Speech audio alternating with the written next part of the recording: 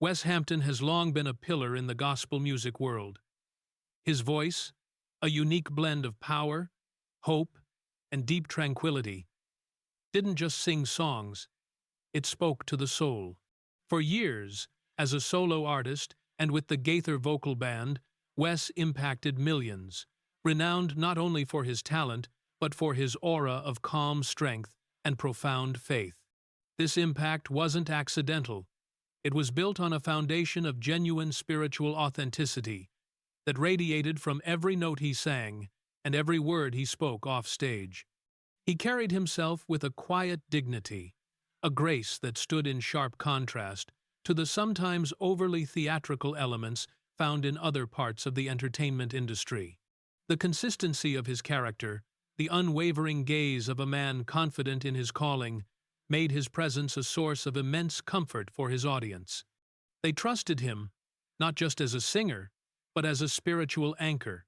His tenure with the Gaither Vocal Band was particularly significant, placing him at the forefront of a movement that brought classic gospel music to new generations. He was often the smooth, soaring tenor that lifted the group's harmonies, providing a sense of effortless spiritual ascent. Yet, even within the context of a highly visible group, Wes maintained an approachable quality, a sense that he was singing with you, not at you. Suddenly, Wes seemed to disappear from the public eye. The tours ceased, the updates vanished. New music? Silence. In our non-stop world, quiet is quickly interpreted as a mystery. The sudden cessation of his public activities was like a favorite hymn abruptly ending mid-verse. It created a noticeable void, a vacuum in the soundscape of contemporary gospel music. Fans, accustomed to the predictable rhythm of his career album releases, tour announcements, social media posts, were left bewildered. The digital age, with its expectation of constant visibility, amplified the sense of mystery surrounding his absence. A day without an update becomes a week becomes a month, and the questions multiply in the echo chamber of the internet. Wes's career was a constant stream of ministry, and its unexpected interruption felt like a disconnection from a vital source of spiritual nourishment for his followers. The last memory many had was of a vibrant, engaged performer, and the immediate transition to total silence was jarring. This wasn't a gradual fade. It was an immediate, unexplained halt. The lack of an official statement only compounded the public's anxiety, suggesting that whatever the reason, it must be something deeply private or serious. Fans started to ask, "Where is Wes? Is he okay? What happened?" The queries were not born out of mere curiosity, but out of genuine concern for a man they felt they knew intimately through his music. For many, his songs had been the soundtrack to personal crises, moments of deep reflection, and celebrations of faith. His disappearance felt, to some, like the loss of a close, trusted friend. They tracked previous tour dates, scoured old interviews, and replayed his most comforting songs, searching for a clue, a foreshadowing of this unexpected withdrawal. The questions hung heavy in the air, dominating online forums dedicated to gospel music and the Gaither Vocal Band. Whispers quickly escalated into full-blown speculation across the internet. Rumors swirled, fueled by the unsettling quiet. For a long time, there was no true answer. The anonymity of the internet allowed even the most outlandish theories to gain traction. Health scares, family tragedies, even suggestions of disillusionment with the ministry were debated feverishly. The sheer volume of digital noise created an inverse reaction to Wes's stillness. The more silent he became, the louder the world speculated about him. It was a digital echo chamber of worry. The public's imagination, lacking factual foundation, painted scenarios that ranged from the benign to the terrifying. The lack of confirmation from his team or family meant every unfounded theory was given equal weight in the court of public opinion. This period of intense, unmanaged speculation underscored the deep emotional investment his fans had in his life. They weren't just observing a celebrity. They were worrying about a man of faith they looked up to. This extended duration of silence, month after month, cemented the narrative of a dramatic, unexplained event. But now, Andrea Hampton, Wes's 7-year-old wife, has finally broken the silence.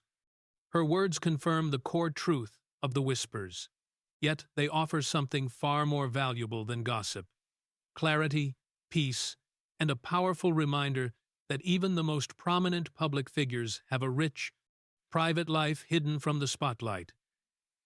Andrea's decision to speak was not taken lightly. It followed a period of intense private reflection and prayer, a recognition that the public's anxiety had reached a tipping point. Her statement was not a defense, but a revelation, delivered with the kind of unflinching honesty that mirrors Wes's own singing style.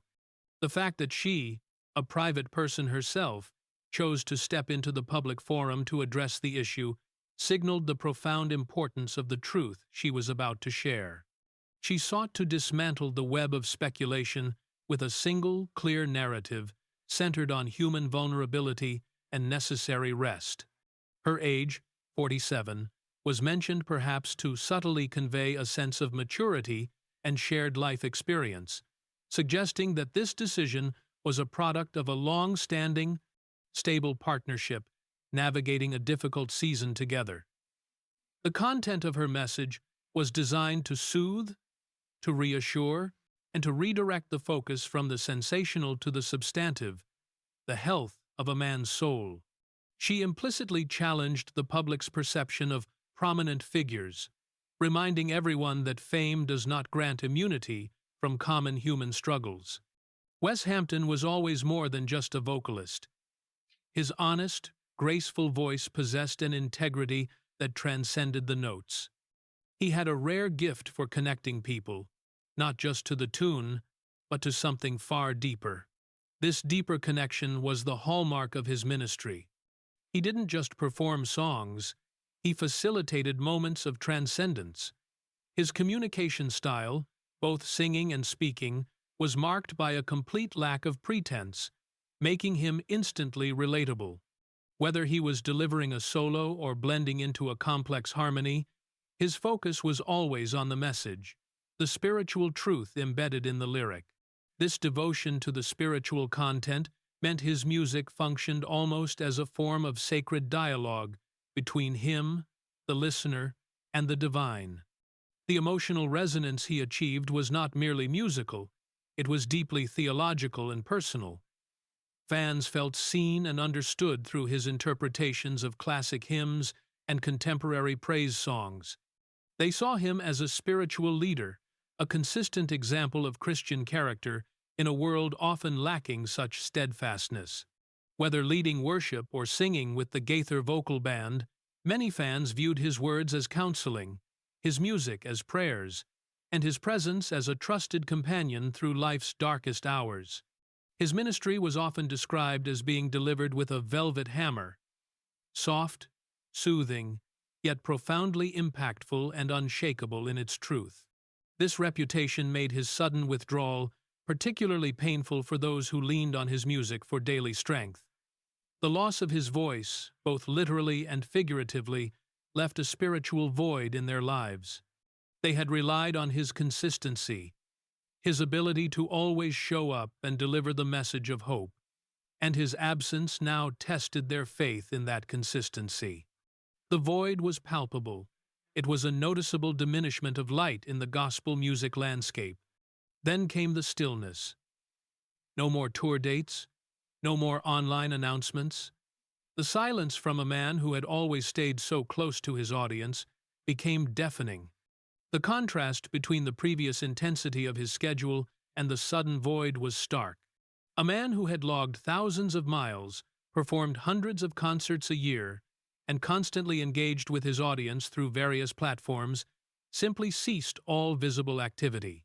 The infrastructure of his public life, the booking agents, the social media managers, the tour buses, all ground to a halt. This was not just a personal pause, it was the cessation of a massive, ongoing ministry enterprise. The silence was louder than any performance, because it forced every listener to confront the unexpected. It signaled that something powerful enough to override a successful career and a deep-seated commitment to ministry had occurred. The vacuum filled instantly with conjecture. Was Wes ill? Had he quietly retired? Was there a scandal brewing backstage? The immediate assumption was often crisis, reflecting the media's predisposition for drama. People struggled to reconcile the image of the serene, faithful Wes Hampton with a reason for sudden, uncommunicated departure. The intensity of the speculation was a direct measure of his popularity and the depth of the public's attachment. For those who had built their view of him on the unwavering strength he projected, any hint of weakness or failure was deeply unsettling. The rumors became a collective attempt to re-establish control over an unpredictable situation, to assign a clear-cut reason to the mystery. The narratives invented online often revealed more about the anxieties of the speculators than the reality of Wes's life. As the rumors intensified, so did the anxious inquiries, some harmless, others causing discomfort. Throughout it all, Wes and Andrea offered nothing but quiet. The sheer willpower required to maintain silence amidst a global chorus of speculation must have been immense. They chose to protect their private space and their healing process over immediately satisfying the public's demand for information. This silent stand was, in itself, a profound statement about prioritizing health and family over the demands of celebrity culture. It was a conscious rejection of the typical celebrity playbook, which dictates immediate, controlled damage mitigation. Their continued quiet dignity, however, only fueled the intensity of the speculation among those who couldn't accept the absence of a quick explanation. However, that profound silence has now been subtly shattered. The breaking of the silence was not a crash, but a gentle, intentional whisper. It was a conscious, deliberate action taken at the optimal time for their healing, not for media consumption. Andrea Hampton's decision to speak, at 47, is anything but defensive or theatrical. Her remarks are imbued with grace, warmth, and quiet strength. She approached the disclosure not as a press release, but as a conversation with friends, a sharing of a difficult, yet ultimately hopeful, personal truth. The tone was crucial. It had to match the integrity and sincerity that Wes's music had always projected. Her choice of words, which focused on vulnerability and the necessity of rest, reframed the entire narrative from one of crisis to one of courageous self-care.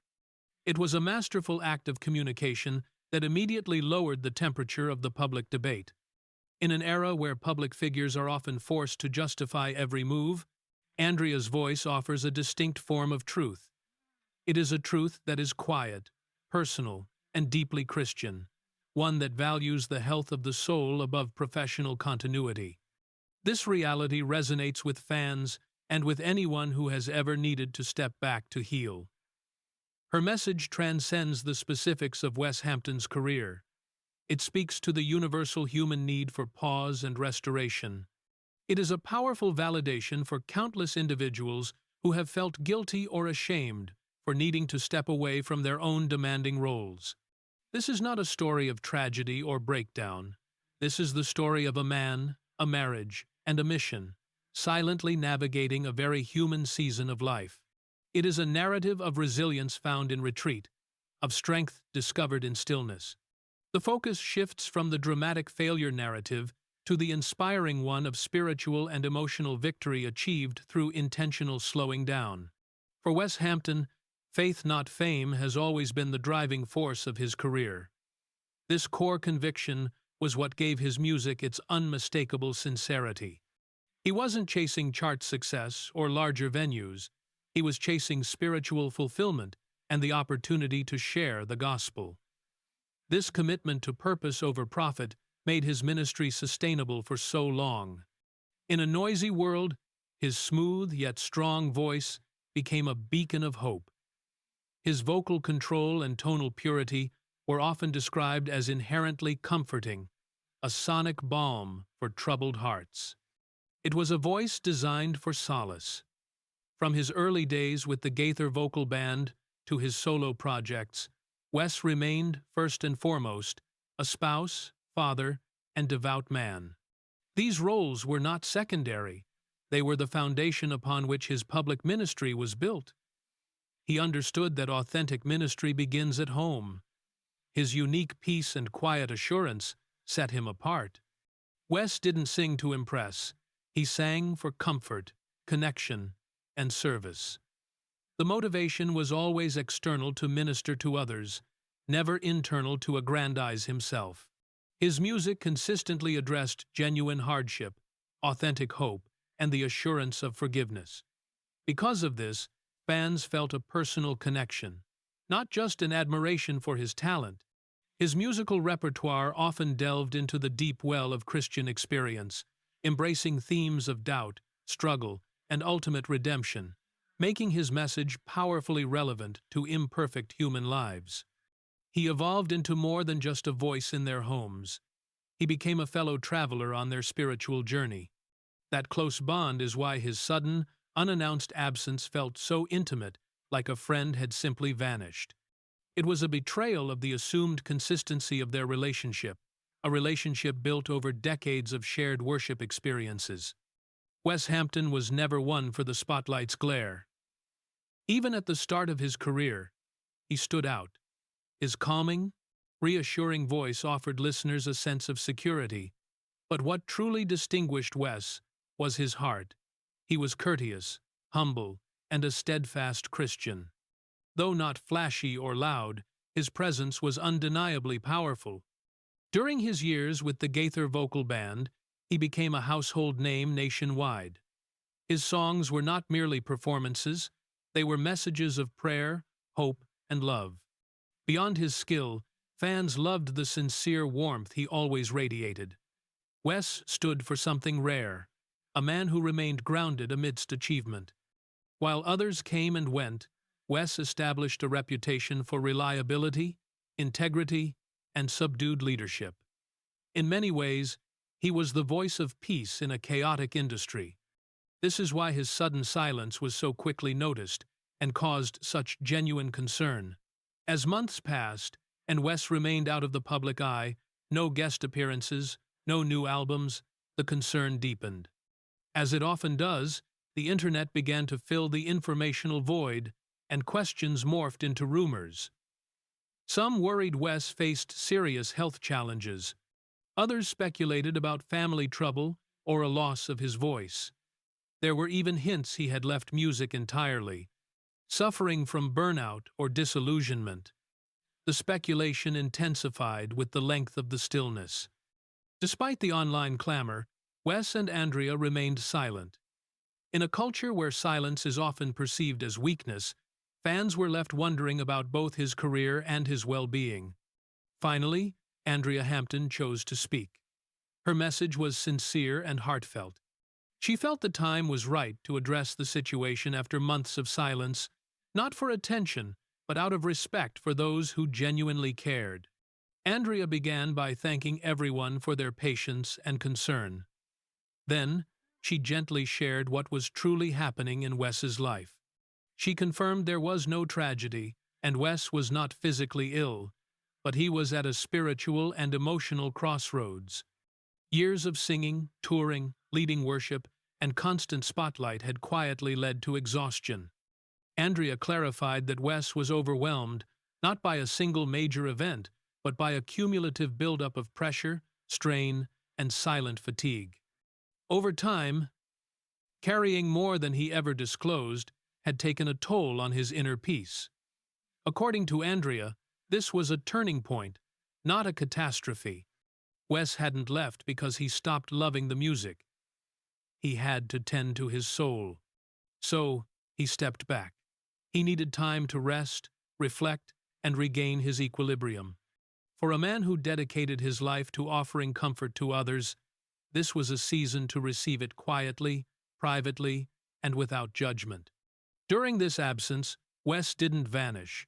He simply slowed down. He stayed home, grounded in his faith, and surrounded by loved ones. He focused on private, life-giving activities, reading, gardening, long walks, and prayer. He also began working behind the scenes, mentoring aspiring worship leaders and offering guidance away from the demands of public performance. Andrea described this as some of their most significant time together. Without stage lights and travel schedules, they found a deeper connection in their marriage. They had the space to talk, think, and simply exist together. Andrea noted that it felt like they were rediscovering each other, not because anything was broken, but because they finally had the room to grow in a different way. Wes also started writing music again, this time not for an album, but for his own healing. He sang softly at home, allowing music to become a personal act of devotion. This was a reset, not an ending, a way to return to his roots and remember why he began singing in the first place. Andrea took time to express profound gratitude to the supporters who had silently watched, who prayed without demanding an explanation, and who kept believing in Wes even while he was away. She said their kindness, tolerance, and messages meant more than they could ever know. Wes Hampton, 47, has not disappeared. Instead, he has entered a new phase of his life, a season ruled by calm, not by cheers, by truth, not by noise. Wes Hampton, the gospel singer known for his serene voice and deep faith, abruptly vanished from the public eye, triggering intense speculation about his health or career. After months of silence, his wife, Andrea Hampton, spoke out, revealing a story of necessary retreat rather than crisis. She explained that years of touring and ministering had led to silent exhaustion, prompting Wes to step back to address a spiritual and emotional crossroads. He chose stillness to recuperate, focusing on his family, faith, and inner peace, transforming his ministry into a quiet, personal service like mentoring and writing music for healing. Andrea affirmed that Wes is well and strong. His absence was an act of strength, a choice to defy expectations and safeguard his soul, marking a fresh start driven by spiritual clarity. This courageous step back reminds fans that public figures are human and require grace, space, and time for renewal. Finally, she shared Wes's words, told to her one peaceful evening. "I was lost, yet I continued to sing. To avoid losing myself, I stopped."